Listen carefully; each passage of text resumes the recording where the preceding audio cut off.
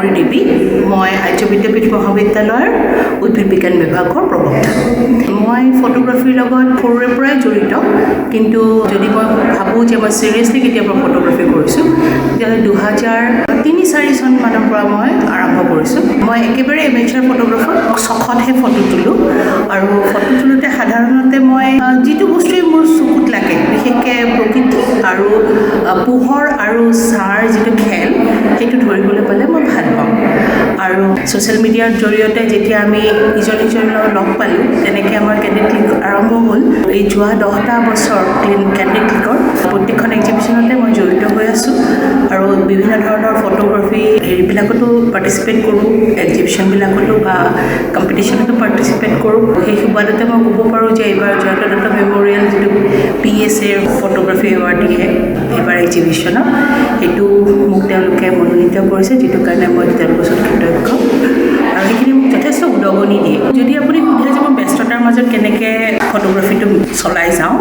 তেতিয়াহ'লে ফটোগ্ৰাফী আমি বিশেষকৈ চলোৱা হিচাপে নচলাওঁ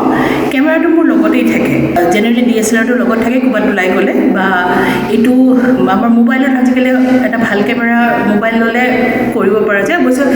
DSLR যিটো আমি নিজে কৰিব পাৰোঁ সিমানখিনি মোবাইলত স্কোপ নাথাকে কিন্তু ইচ্ছা কৰিলে মেনুৱেল মোডত আমি কৰিব পাৰোঁ ভাল লাগে কাৰণে ফটো তোলোঁ য'তে যি দেখোঁ সেইটোৰে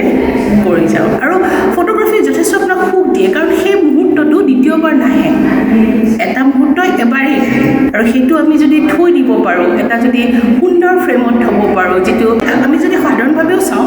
আজি যিটো মুহূৰ্ত 10 বছৰ পিছততো নালাগে 10 দিন পিছতেই সেইটো ভাল লগা হৈ যায় মই হেমন্ত স্বৰ্গীয়াৰী যদি মানে আমাৰ ফটোগ্ৰাফী নহওঁ কিন্তু সেই কলা বা সেই বিষয়টোৰ লগত জড়িত হৈ আছোঁ বিগত প্ৰায় 3টা দশক ধৰি তো আমি দেখিছোঁ যে আগতে আমি সেই এনালগৰ পৰা এতিয়ালৈকে ডিজিটেললৈকে উন্নীত হৈছে এই ফটোগ্ৰাফীটো তো আগত আমি যেনেকৈ চিন্তা চৰ্চা কৰিবলগীয়া হৈছিল সেই কলা হিচাপত বা সেইটো আৰ্ট বিষয় হিচাপে আমি চিন্তা চৰ্চা এতিয়াও কৰিব লাগে কিন্তু কি হৈছে আজিকালিৰ যিটো টেকন'লজিৰ ডেভেলপমেণ্ট সেই ডেভেলপমেণ্টে আমাৰ কিছু কাম সহজ কৰি দিছে আৰু সহজ কৰি দিয়াৰ লগে লগে আমাৰ চিন্তাটো বহু ক্ষেত্ৰত কমাই দিছে তো আমি অকণমান কলাত্মক যিটো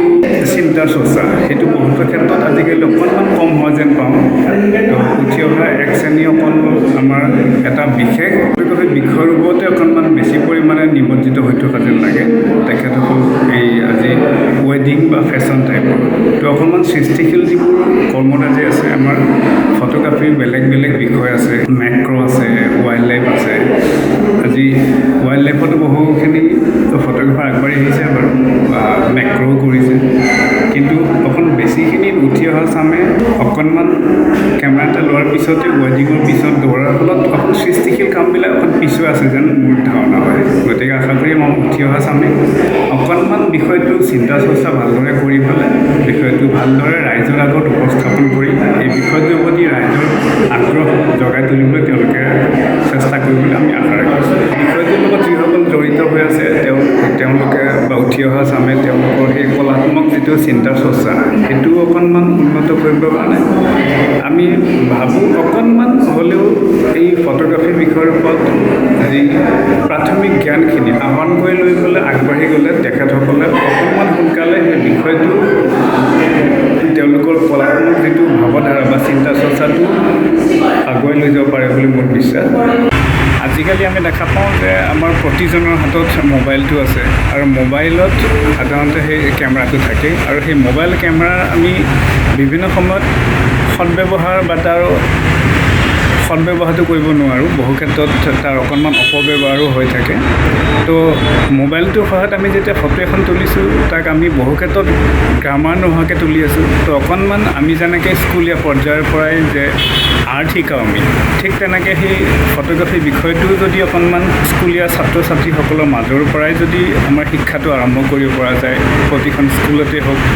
বা তাৰ পিছৰ পৰ্যায়ত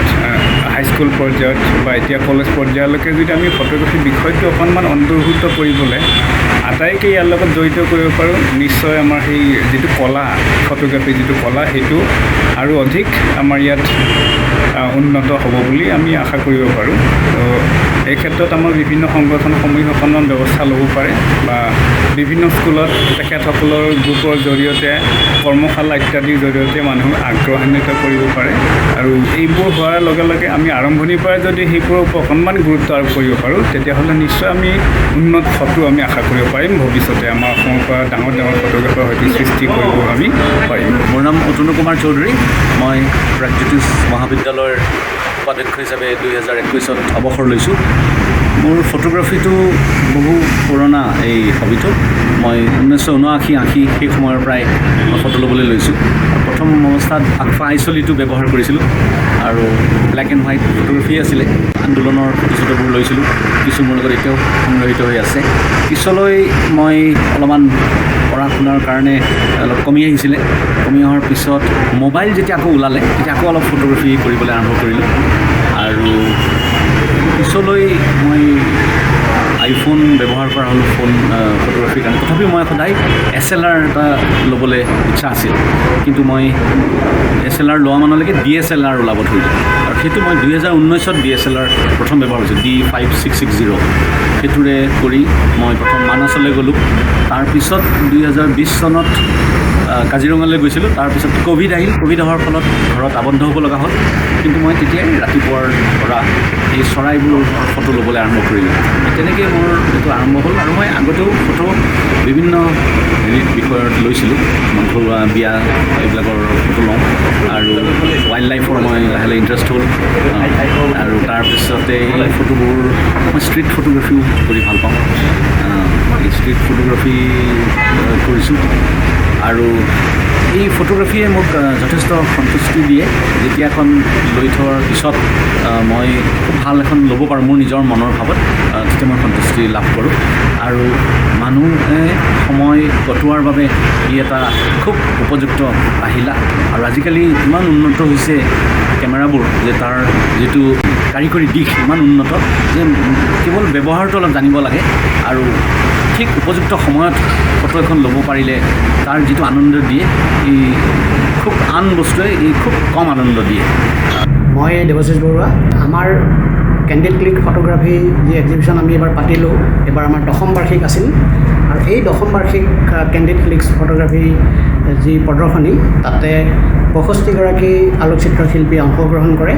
আৰু তেওঁলোকৰ সৰ্বমুঠ 165খন আলোকচিত্ৰ প্ৰদৰ্শন কৰে। এই প্ৰদৰ্শনীটোত সমাজৰ বিভিন্ন বৰ্গৰ লোক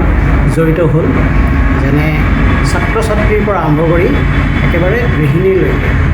আৰু তেওঁলোক বিভিন্ন ক্ষেত্ৰৰ পৰা অহা সকলোবোৰে নিজৰ নিজৰ ব্যক্তিগত কামত জড়িত হৈ আছে। কিন্তু তাৰ উপৰি তেওঁলোকে এইটো তেওঁলোকৰ এটা নিচা হিচাপে লৈ তেওঁলোকে এই প্ৰদৰ্শনীত অংশগ্ৰহণ কৰিছে। এই প্ৰদৰ্শনীখন চলি থকা সময়ত সমাজৰ বিভিন্ন ধৰণৰ বিভিন্ন পৰ্যায়ৰ বিভিন্ন ক্ষেত্ৰৰ লোক আহি প্ৰদৰ্শনীখন উপভোগ কৰিলে আৰু তেওঁলোকে যথেষ্ট সুন্দৰ অনুভূতি এটা লৈ ইয়াৰ পৰা উভতি গৈছে। সেইখিনিয়ে আমাৰ আত্মসন্তুষ্টি। এই প্ৰদৰ্শনীখনত এইবাৰ আমি এটা নতুন ব্যৱস্থা আৰম্ভ কৰিলোঁ। অৱশ্যে যোৱা বছৰৰ পৰাই আমি আৰম্ভ কৰিছোঁ। কেইজনমানক আমি পুৰস্কাৰ দিয়াৰ কথা আমি আৰম্ভ কৰিলোঁ আৰু এইবাৰো 7গৰাকী অংশগ্ৰহণকাৰীয়ে তেওঁলোকে পুৰস্কাৰপ্ৰাপ্ত হৈছে। এই প্ৰদৰ্শনীখন চলি থকাৰ মাজতে আমি আৰু এটা নতুন বস্তু আৰম্ভ কৰিলোঁ। শিকাৰুসকলৰ কাৰণে আমি এটা ফটোগ্ৰাফী ৱৰ্কশ্বপ অনুষ্ঠিত কৰিলোঁ আৰু সেই ৱৰ্কশ্বপটো আছিল পৰ্ট্ৰেইট ফটোগ্ৰাফীৰ ওপৰত, যে এগৰাকী মানুহক কি ধৰণে ফটো তুলিলে তেওঁক সুন্দৰভাৱে উপস্থাপন কৰিব পাৰি, সেইটো উদ্দেশ্য আগত ৰাখি আমাৰ কৌশিক ব্ৰহ্ম নামৰ এজন প্ৰতিষ্ঠিত ফটোগ্ৰাফাৰ আহি আমাৰ শিকাৰুসকলক প্ৰশিক্ষণ দিলে। আমাৰ এই প্ৰদৰ্শনী চাই যিসকল লোকে ভাল পাইছে তাৰ মাজৰে পৰা কিছুমান এনেকুৱা প্ৰস্তাৱো আহিছে যে অহা বছৰৰ আমাৰ প্ৰদৰ্শনী কৰাৰ আগতীয়াকৈ আমি বেলেগ এখন ঠাইত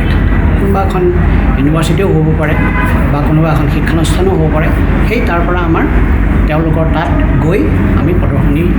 অনুষ্ঠিত কৰাৰ কাৰণে আমাৰ এটা প্ৰস্তাৱ আহিছে। এইবিলাকো আমাৰ কাৰণে খুব এটা উৎসাহজনক কথা যে আমি জনসাধাৰণৰ মাজলৈ কেনেকৈ আমি লৈ যাব পাৰোঁ এই ফটোগ্ৰাফীটোক শিকাৰুসকলে চৰ্চা কৰিবৰ কাৰণে, সেইকাৰণে আমাক উৎসাহ যোগাই আছে।